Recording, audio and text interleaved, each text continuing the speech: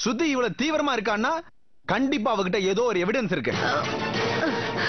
இல்லைங்க ஐயா, அதான் நீங்க கம்ப்யூட்டர்ல இருந்து அழிச்சிட்டீங்களே, அதுக்கப்புறம் எப்படிங்க ஐயா பாப்பா கிட்ட ஆதாரம் இருக்கும்? அவளோட சேர்ந்து நீங்களும் என்கிட்ட போய் சொல்ல ஆரம்பிச்சிட்டீங்கல்ல. அது இல்லைங்க ஐயா. இங்க பாருங்க, பெத்த அம்மா மாதிரி இருந்து நீங்க அவளை வளர்த்து ஆளாக்கி இருக்கீங்க. அந்த வளர்த்த பாசத்துல அவளுக்கு சப்போர்ட் பண்ணதான் தோணும். அதனால அது அவளுக்கு தான் ஆபத்து. என் பொண்ணு எந்த வம்பு தும்புலையும் மாட்டிக்க கூடாதுன்னு தான் நான் அவகிட்டையும் கொஞ்சம் கடுமையா நடந்துக்க வேண்டியது இருக்கு. இத புரிஞ்சுக்கிட்டு தயவு செஞ்சு உண்மையை சொல்லுங்க. ஸ்ருதி கிட்ட இன்னும் என்ன எவிடன்ஸ் இருக்கு? ஆயமா, சிஸ்டத்துல நான் சேவ் பண்ணி வச்சிருந்ததா டாடி டெலீட் பண்ணாரு. ஆனா அதுக்கு முன்னாடியே அத நான் பக்காவா என்னோட பென் டிரைவ்ல காப்பி பண்ணி வச்சிருக்கேன். இது அவருக்கு தெரியாது. இப்ப எனக்கு இதுதான் உதவ போகுது.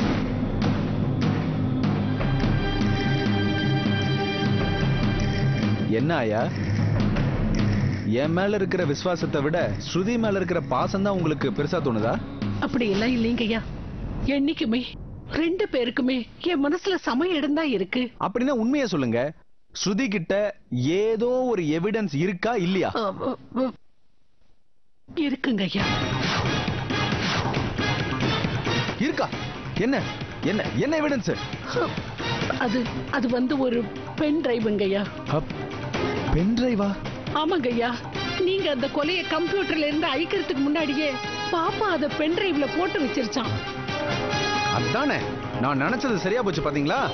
அந்த எவிடன்ஸ் கையில இருக்கிறதுனாலதான் அதை வச்சுட்டு பெருசா சாதிச்சிட்டோன்னு அவன் நினைச்சிட்டு இருக்கா. அதை அழிச்சிட்டா அவன் ஆட்டம் எல்லாம் அடங்கிடும். ஆயா, வந்து எங்க அந்த பென் டிரைவ்னு காட்டுங்க. வாங்க ஐயா. பாப்பாவுக்கு தெரியட்டும். இதெல்லாம் அவன் நல்லதுக்கு தான் செய்யறேன். இது அவளுக்கு தெரியறதுனால எனக்கு ஒன்னும் பயம் இல்ல. வாங்க வாங்க, வந்து காட்டுங்க. வாங்க.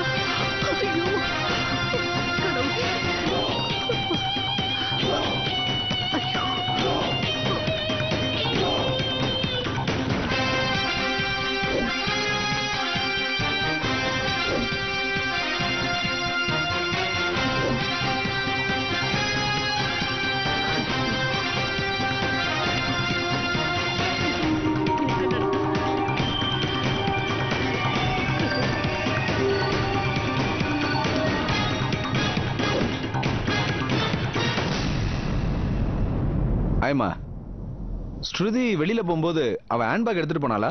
இல்லைங்க ஐயா. அப்போ அது ஹேண்ட்பேக்ல தான் இருக்கும்.